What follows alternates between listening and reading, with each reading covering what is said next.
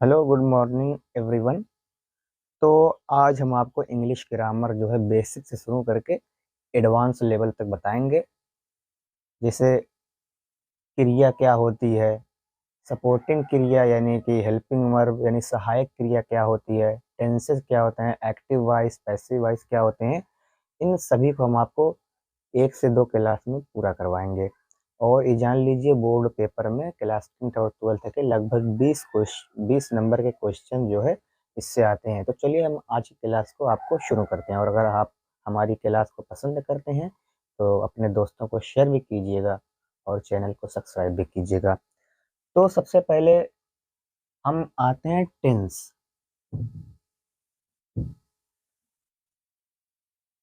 Tense जिसे हम हिंदी में कहते हैं काल। ये काल आखिर होता क्या है, टेंस क्या होता है? तो टेंस की जो मीनिंग होती है वो होती है समय।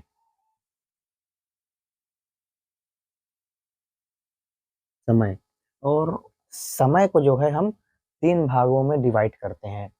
नंबर एक जो होता है, नंबर एक होता है प्रेजेंट। प्रेजेंट। नंबर दो होता है पास्ट। नंबर थ्री होता है फ्यूचर। प्रेजेंट यानी जो वर्तमान में चल रहा है उसे हम प्रेजेंट कहेंगे। और जो पास्ट होता है यानी भूत, यानी जो गुजर चुका है, भूतकाल। भूतकाल और फ्यूचर यानी कि जो आने वाला है, आने वाला, या इसी को हम कहते हैं भविष्य, भविष्य काल। अब बात ये होती है जिससे कि हम समझ गए प्रेजेंट पास्ट फ्यूचर क्या होता है, मगर अब बात ये आती है कि हम प्रेजेंट को आखिर पहचानेंगे कैसे कि ये प्रेजेंट है, ये पास्ट है और ये फ्यूचर है। तो इसको पहचानने की सबसे जो देखें, जो हम बता रहे हैं आपको उसको गौर से सुनिएगा बिल्कुल ध्यान से। तो हम पहचानेंगे कैसे कि भाई ये प्रेजेंट है, ये पास्ट है, ये फ्यूचर है। तो हम आपको बताते हैं कि कैसे आप पहचानेंगे प्रेजेंट पास्ट फ्यूचर को।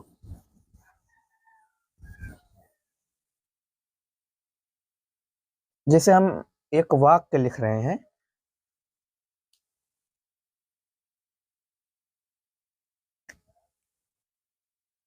वह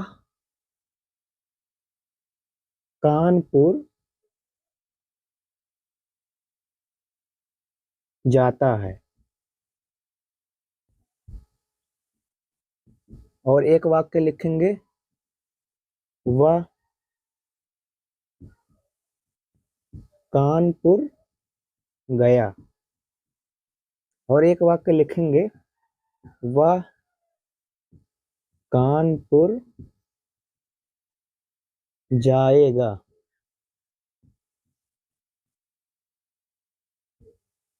तो ये हमने आपके सामने जो है 3 वाक्य लिखे हैं। इसे लिखा है हमने, वह कानपुर जाएगा। तो इसमें आपको ये लग रहा होगा कि इसे वह कानपुर जाएगा, वह कानपुर जाता है, वह कानपुर गया, वह कानपुर जाएगा। तो देखिए जब वह कानपुर जाता है यानी जा रहा है, अभी जा रास्ते में है, यानी इस वाक्य से हमें ये पता चलता है कि ये वर्तमान में हो रहा है। अगर आपको हिंदी से इंग्लिश में ट्रांसलेट करना है तो सबसे पहले आपको पता होना चाहिए कि ये वाक्य प्रेजेंट में है, या पास्ट में है, या फ्यूचर में है। सबसे पहले आपको ये पता होना चाहिए कि वह जाता है, वह जाता है। तो इस वाक्य से हमें पता चल जाए यह वर्तमान में है। और यह है वह कानपुर गया, वह कानपुर गया। इससे हमें ये पता चलता है कि वह कानपुर जा चुका है, यानी वो कानपुर में मौजूद है। वह कानपुर जाता नहीं है, वह कानपुर पहुंच गया है। तो ये हमें बताता है कि भूत, यानी ये घटना जो है ये हो चुकी है। और वह कानपुर जाएगा, ये अभी हुई नहीं है, जाएगा, आज जाएगा, कल जाएगा, परसों जाएगा, मगर अभी गया नहीं है। तो इससे हमें ये पता चलता है कि यह भविष्य है, यानी अभी जाएगा। तो अगर आपको इंग्लिश में किसी वाक्य को अनुवाद करना है तो सबसे पहले आपको 3 बातें पता होनी चाहिए। कि आपको पता होना चाहिए कि वो जो सेंटेंस दिया हुआ, जो वाक्य दिया हुआ है, वह वर्तमान में है या भूत में है या भविष्य में, प्रेजेंट में है, फ्यूचर में या पास्ट में है, उसको आपको पता होना चाहिए। तो अब हम आपको सबसे पहले प्रेजेंट काल के बारे में बताएंगे।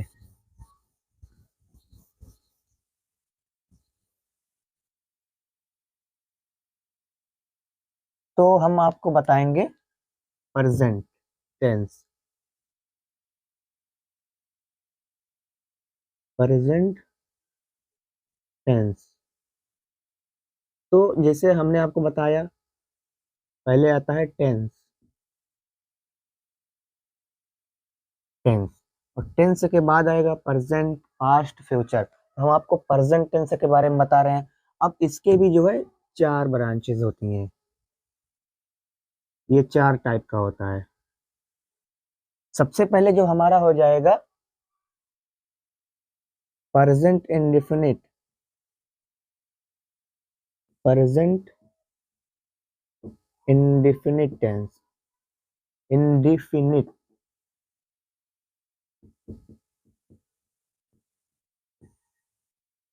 प्रेजेंट इंडेफिनिट टेंस हो गया। और दूसरा जो हमारे आएगा प्रेजेंट कॉन्टिन्यूअस टेंस। और तीसरा आएगा प्रेजेंट परफेक्ट टेंस। और चौथा जो आएगा हमारा प्रेजेंट परफेक्ट कंटिन्यूअस टेंस। तो ये हमारे जो है प्रेजेंट में 4 टाइप के जो है वो टेंसेस होते हैं। जैसे टेंस में 4 प्रकार के प्रेजेंट, 3 प्रकार के हो गया पास्ट, प्रेजेंट, पास्ट, फ्यूचर। और इसमें भी जो हमारे 4 प्रकार के होते हैं। तो इतना तो आपको समझ लेना चाहिए कि टेंस जो है वो 3 प्रकार के होते हैं, प्रेजेंट, पास्ट, फ्यूचर। और जो है प्रेजेंट जो है वो 4 प्रकार का होता है। प्रेजेंट इंडेफिनिट, या इसी को हम प्रेजेंट सिंपल टेंस कह सकते हैं।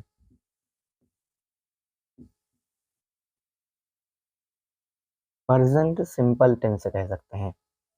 और हमारा जो होगा present continuous, present perfect tense, past, present perfect continuous. अगर यही हमारा जो है यहाँ पे हम लिख दें पास्ट टेंस, तो जहाँ जहाँ इसमें प्रेजेंट लिखा हुआ, हमारे जैसे प्रेजेंट इंडेफिनिट लिखा है तो पास्ट इंडेफिनिट हो जाएगा, प्रेजेंट कंटिन्यूअस लिखा है तो पास्ट कंटिन्यूअस हो जाएगा, प्रेजेंट परफेक्ट है तो past perfect, present perfect continuous है तो पास्ट परफेक्ट कंटिन्यूअस रहेगा। तो अगर ये प्रेजेंट का है तो यहाँ यहाँ प्रेजेंट है, पास्ट में तो यहाँ यहाँ पास्ट रहेगा। और अगर जो है फ्यूचर का है तो वहाँ वहाँ पे फ्यूचर हो जाएगा। अब हम आपको प्रेजेंट इंडेफिनिट टेंस के बारे में बताएंगे, जिसे हम प्रेजेंट सिंपल टेंस कहते हैं।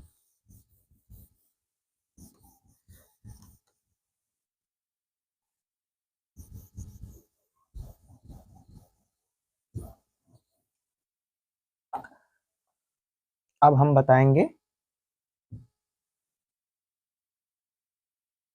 प्रेजेंट इंडेफिनिट टेंस, या इसी को हम कहते हैं प्रेजेंट सिंपल टेंस।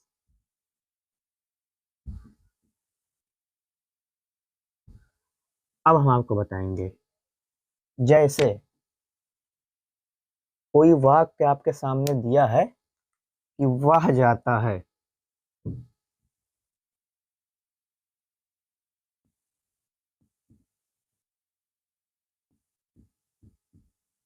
तो अगर कोई वाक्य दिया है, उसके वाक्य के अंत में जैसे ये है ता है, या ऐसे आ जाए वह जाती है,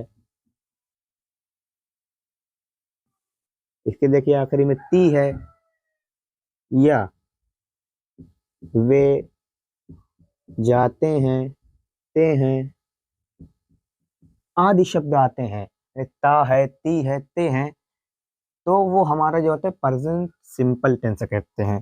तो मैं आपको इसकी जो है अगर आप लिखना चाहें नोटबुक में तो इसको ऐसे लिख सकते हैं कि जिन वाक्यों के अंत में, जिन वाक्यों के अंत में ता है, ती है, ते हैं, आदि शब्द आते हैं,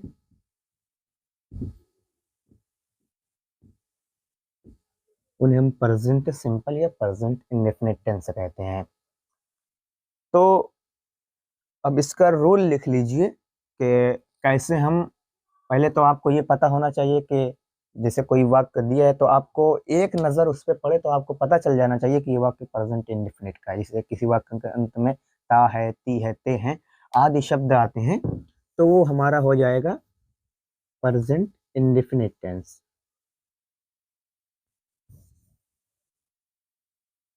अब प्रेजेंट इंडेफिनिट टेंस आप जान गए कि हाँ भाई ये प्रेजेंट इंडेफिनिट टेंस है, तो अब उसको अनुवाद भी करना है, इंग्लिश में ट्रांसलेट भी करना है। तो हम कैसे उसको ट्रांसलेट करेंगे? तो देखिए, ट्रांसलेट जो किया जाता है, सबसे पहले आपको एक कॉमन रूल पता होना चाहिए कि सबसे पहले लिखते हैं हम इंग्लिश से, हिंदी से इंग्लिश में ट्रांसलेट करते समय सबसे पहले हम लिखते हैं सब्जेक्ट, फिर उसके बाद लिखते हैं सपोर्टिंग वर्ब, सपोर्टिंग वर्ब, फिर मेन वर्ब जो रहता है, उसके बाद फिर ऑब्जेक्ट। ये आपको पता होना चाहिए। अलग अलग टेंस में जो है अलग अलग सपोर्टिंग वर्ब यूज होते हैं और वर्ब का अलग अलग फॉर्म यूज होता है, जैसे वर्ब का फर्स्ट फॉर्म, वर्ब का सेकंड फॉर्म, वर्ब का थर्ड फॉर्म। तो वो तो बात की बात है, लेकिन आपको सबसे पहले ये पता होना चाहिए कि ये रूल पता होना चाहिए, सबसे पहले हम सब्जेक्ट कर्ता लिखेंगे, फिर उसके बाद सपोर्टिंग वर्ब यानी कि हेल्पिंग वर्ब या जिसे हम सहायक क्रिया कहते हैं, और तीसरा हमारा मेन वर्ब यानी जो जो काम हो रहा है, और ऑब्जेक्ट, ऑब्जेक्ट आप जानते ही हैं क्या होता है, कर्म जिसे हम कहते हैं इंग्लिश में। तो रूल लिख लीजिए, इसका रूल क्या है? तो प्रेजेंट इंडेफिनिट टेंस में जो है हम हिंदी से इंग्लिश में अनुवाद करते समय सबसे पहले हम जो है कर्ता लिखते हैं यानी सब्जेक्ट, सबसे पहले हम सब्जेक्ट लिखते हैं। ये मैं आपको सिंपल बता रहा हूँ, अभी इंट्रोगेटिव नेगेटिव बाद में बताऊंगा, ये अफर्मेटिव सेंटेंसेस के बारे में बता रहा हूँ। सबसे पहले हम सब्जेक्ट लिखते हैं, फिर उसके बाद जो होता है हम जो है इसमें जो है सहायक क्रिया नहीं होती, इसमें डायरेक्ट आ जाता है वर्ब। तो इसे अगर सब्जेक्ट है, इसे he, she, it, he, she, it, और बहुत सारे होते हैं। जैसे अगर एक वचन है, यानी जैसे आपको वाक्य देख के पता चले, जैसे ही वाह, शी वाह, इट वाह, ही शी, ही जो है मेंस के साथ लगता है और शी फीमेल्स, इट जो है निर्जीव वस्तु में जिसमें जान ना उसके लिए इट लगता है। यानी अगर आपको देख के लगता है कि भाई ये काम जो है एक आदमी कर रहा है, यानी एक वचन, एक वचन कर्ता के साथ हम जो वर्ब के फर्स्ट फॉर्म में, यानी जैसे वह जाता है, वह जाता है, तो अगर आपको देखिए वह से आपको लग रहा है कि ये काम एक ही आदमी जा रहा है, अगर यही लिखा होता जो है वे जाते हैं, वे जाते हैं, तो आपको इससे लग रहा है कि भाई एक से ज्यादा है, यानी अगर एक वचन है, यानी एक कोई काम जो है एक आदमी करता है, ये वह आम खाता है, वह आम खाता है, तो इससे भी आपको लग रहा है कि भाई एक ही आदमी है ना। तो अगर आपको लग रहा है कि कोई काम जो है एक आदमी कर रहा है, तो उसके साथ जो वर्ब होता है वर्ब में एस या ई एस जोड़ देते हैं। तो मैं आपको चलिए बताता हूँ एस या ई एस कैसे जोड़ेंगे।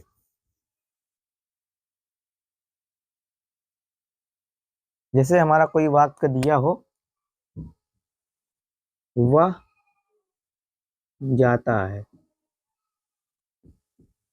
वह जाता है, और एक दिया है वे जाते हैं। तो वह से आपको क्या लग रहा है कि कोई भाई एक ही आदमी है जो जा रहा है, कहीं भी जा रहा है, तो इसकी इंग्लिश होगी हमारे ही माने वह जाता है, यानी कोई मेन है, कोई पुरुष है जो जा रहा है, तो ही। और गो का क्या होता है, जाना का होता है इंग्लिश में गो। और हमने अभी क्या कहा कि अगर कोई काम जो है एक आदमी कर रहा है, तो उसके साथ जो है मेन वर्ब में यहाँ पे एस या ई एस जोड़ देंगे, तो वह जाता है, तो इसमें ई एस लगा देंगे, तो ये हमारा वाक्य पूरा हो गया। वह जाता है। अब ये देखिए यार, वे जाते हैं यानी कई लोग जा रहे हैं, तो इससे हमें लगता है कि ये जो है कई लोग काम मिलके कर रहे हैं, तो वे की अंग्रेजी होती है दे। गो जाना माने गो।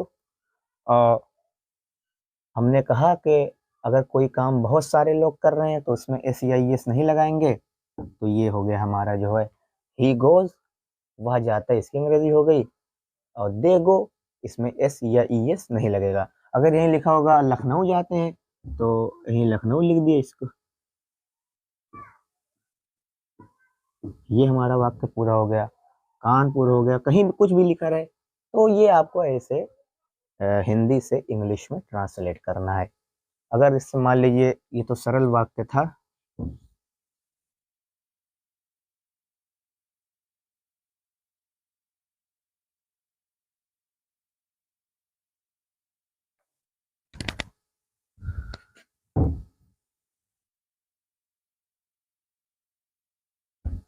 अब अगर यही आ जाए कि वह या रामू रामू देर रात तक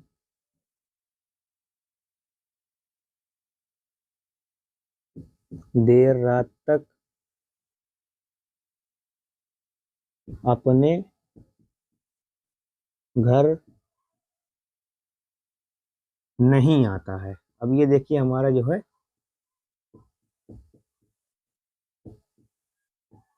ये हमारा जो है नहीं आ गया इसमें।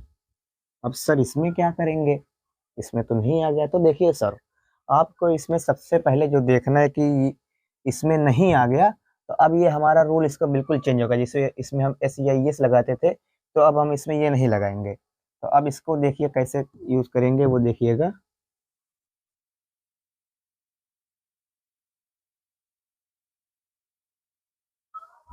अब देखिए हम सब्जेक्ट के बाद जो है डू या डस का इस्तेमाल करेंगे।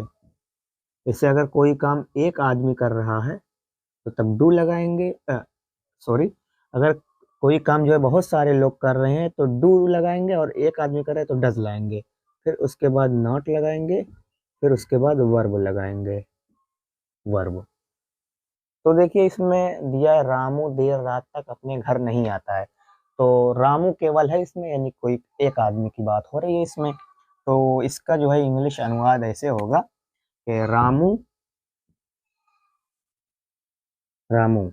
अ, अब वो देखिए इसमें क्या है, डू लगाएंगे कि डज लगाएंगे। तो ये काम एक आदमी कर रहा है, तो मैंने बताया था कि एक कर्ता के साथ हम जो है डज का प्रयोग करेंगे। डज नहीं, नॉट, नॉट हो जाएगा। फिर उसके बाद जो इसमें हम अब हमारा आएगा वर्ब। इसको आपको याद करना पड़ेगा, जो है हर टेंस में इसको आपको याद करना पड़ेगा कि एक वचन कर्ता के साथ क्या लगता है, प्लूरल है तो क्या लगेगा, सिंगुलर है तो क्या लगेगा, तो वो आपको याद करना पड़ेगा किस टेंस में क्या लगता है। ये तो आपको भाई समझाया नहीं जा सकता, हम समझा सकते हैं, मगर याद करना तो आपका काम है। अगर आपको अपने इम्तिहान में अच्छे नंबर लाना है, तो आपको याद करना पड़ेगा, ऑब्वियसली ऑब्वियसली आपको याद करना पड़ेगा, क्योंकि रटने वाली चीज़ों को समझाया नहीं जा सकता। तो आता है, आता है, तो इसका हो जाएगा कम, कम। रामू नहीं आता है, रामू नहीं आता है, यानी इतना हमारा हो गया, रामू नहीं आता है, इतना हमारा हो गया। अब ये सारे ऑब्जेक्ट हो जाएंगे। रामू कहाँ नहीं आता है? अपने घर, his house, his house. Ramu अपने घर नहीं आता है। कब तक? अब वो अपने घर, ये भी कट गया। देर रात तक, तो तक की अंग्रेजी थे टिल, टिल। देर रात, देर की हमारी जो है इंग्लिश जो होगी, इसकी इंग्लिश क्या हो जाएगी? तो मुझे अभी देखिए दिमाग में आ नहीं रहा है। लेट नाइट, लेट नाइट, ये हो गया। तो आपको ऐसे वाक्य करना है। तो अगर मान लीजिए कि ये नहीं रहता,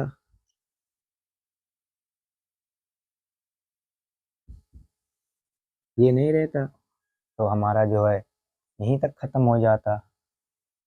तो ये हमारा वाक्य पूरा हुआ कि Ramu does not come his house. Ramu अपने घर नहीं आता टिल लेट नाइट, देर रात तक। तो ये हमारा वाक्य पूरा हो गया। एक वाक्य हम आप और समझा दे रहे हैं। ये तो थोड़ा बड़ा हो गया था, आपको छोटा वाक्य बताएंगे कि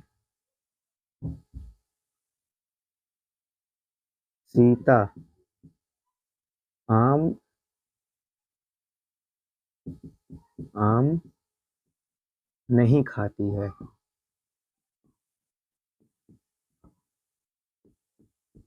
तो इसी पे आपको करना है। सबसे पहले हम सीता लिख देंगे, सीता। तो एक आदमी भाई ये काम कर रहा है तो डज लगाएंगे, Sita does plus not, not. खाती का ईट हो जाएगा, ईट। क्या नहीं खाती है? Mango, mango. ये हमारा वाक्य पूरा हो गया। तो अब हम आपको इंट्रोगेटिव यानी प्रश्नवाचक जो बताएंगे, प्रश्नवाचक वाक्यों के बारे में बताएंगे।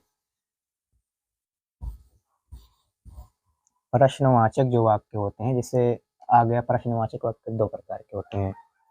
जैसे क्या मोहन स्कूल नहीं जाता है? क्या मोहन स्कूल जाता है? और एक वाक्य हो जाएगा मोहन,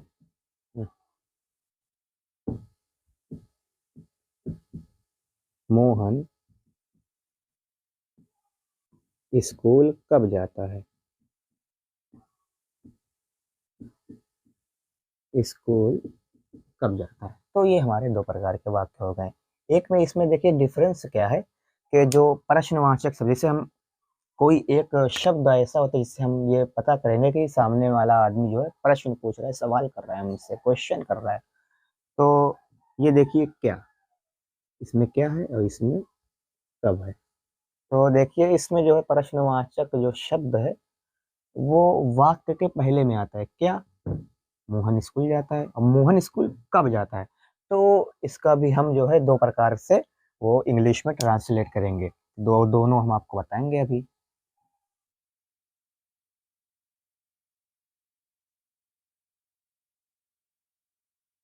तो देखिए इसमें हम जो है अगर जो है प्रश्नवाचक शब्द जो है यानी प्रश्नवाचक सेंटेंस जो है वो वाक्य के पहले आ जाता है। जैसे मोहन स्कूल जाता है, जिसको हम कर दिया क्या मोहन स्कूल जाता है। अगर प्रश्नवाचक शब्द जो है वाक्य के पहले आता है तो जो ये डू या डज यहाँ हम इस्तेमाल कर रहे थे, तो जो है उसको यहाँ कर देंगे डू या डज। समझ गए आप? डू या डज। और बाकी अगर वाक्य में नहीं है तो यहाँ नहीं का इस्तेमाल करेंगे, नहीं तो नहीं करेंगे। अगर मतलब क्या मोहन स्कूल नहीं जाता है तब यहाँ नॉट रहेगा, अगर नहीं है भाई तो नहीं रहेगा। अब देखिए यहाँ पे तो ये बात इसका हो गया, जिसे हम इसको हमने कर दिया। क्या मोहन स्कूल जाता है? तो इसका हो जाएगा मोहन, एक कम भाई आदमी कर रहा है तो इसका हो जाएगा does does Mohan does Mohan. अब वर्ब आ जाएगा गो, कहाँ जाता है, स्कूल, टू स्कूल। ये हो गया। अब इसको हम कैसे करेंगे, तो ये जो कब है इसकी मीनिंग उठा के हम सबसे पहले कर देंगे। मोहन स्कूल कब जाता है, तो हम जिसे कर देंगे यहाँ पे जो है आगे करके क्वेश्चन वर्ड यूज कर देंगे, तो इसको हो जाएगा कब की मेन इंग्लिश होती है व्हेन। व्हेन। अब एक आदमी है तो भाई when does Mohan go to school. ये ये ये देखिए जो है हमारा आपका अब प्रेजेंट इंडेफिनिट पूरा फिनिश हो गया है। अब हम आपको जो है नेक्स्ट क्लास में, आज की क्लास में ज़्यादा हो जाएगा, तो ये जितना मैंने बताया है, अगर मान लीजिए कहीं मेरी स्पेलिंग में जो है मिस्टेक हो गई हो, या जो है कहीं जिसे कोई छूट गया हो, तो उसके लिए मैं आपसे माफ़ी चाहूँगा, क्योंकि देखिए हम जो कक्षा 10 तक ही इंग्लिश पढ़े, मगर जो है अब ईश्वर कहिए, भगवान गॉड कहिए, अल्लाह कहिए कि इतनी जो है सलाहियत थी कि जो है हमें भी अभी भी इंग्लिश आ रही थी, तो हमने सोचा कि जो है बच्चों को कुछ बता ही देते हैं। क्योंकि देखिए मैं बीएससी एग्रीकल्चर से कर रहा हूँ, कि जितने भी प्लांट वगैरह ये सब के बारे में हमें अच्छी नॉलेज होती है जो है, वो तो हमें हमने सोचा कि भाई पेपर आने वाले हैं तो कुछ बच्चों को एनालिसिस करवा देते हैं।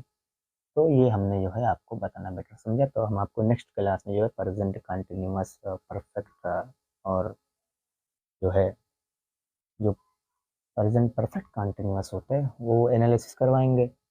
तो इसमें देखिए क्वेश्चन किस प्रकार से पूछते हैं, जैसे उन्होंने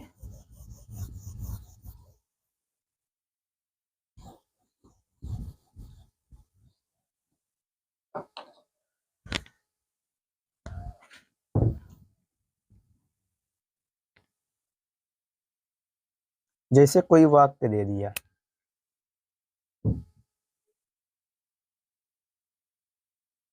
राम ईट्स मैंगो। अब ये वाक्य दे दिया, जो अब जितना हमने पढ़ा है उसी में से बताएंगे। अब ये वाक्य उन्होंने दे दिया, तो इसको देखिए वो कैसे जो है बताएंगे, पूछेंगे कि इसको जो है इंटरोगेटिव में चेंज कीजिए। किसमें, इंटरोगेटिव। इंटरोगेटिव या इसी को हम कहते हैं प्रश्नवाचक, प्रश्नवाचक में चेंज कीजिए। तो राम इट्स मैंगो, सबसे पहले इसकी आपको अ, हिंदी में इसका translate, Ram it's mango, Ram जो है आम खाता है, तो राम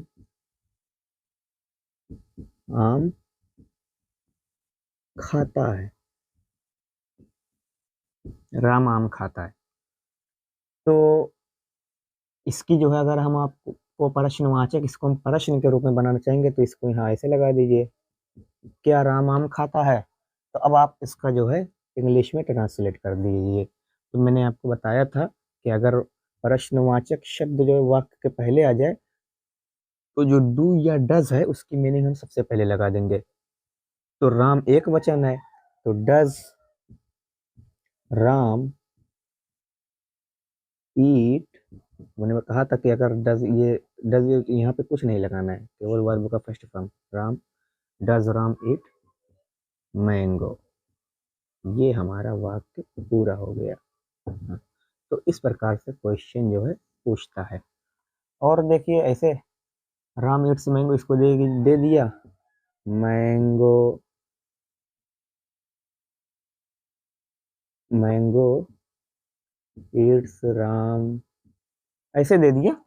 तो कहता है रीऑर्डरिंग कीजिए, रीऑर्डरिंग, यानी जो इसका क्रम जो देखिए, ये अगर देखा जाए तो ऐसे लिखा जाएगा, मगर इसको ऐसे लिख दिया, कह रहा है रीऑर्डरिंग कीजिए, यानी कि इसको पुनः जो है व्यवस्थित कीजिए, इसको बिगाड़ के लिखा गया, इसको व्यवस्थित कीजिए। तो अब अगर आपको जो है वाक्य पता होगा, तो आप ये देख लीजिए ईट्स, तो आपको तुरंत दिमाग चला जाएगा कि एस ई आई एस जो है प्रेजेंट इंडेफिनिट टेंस में यूज होता है।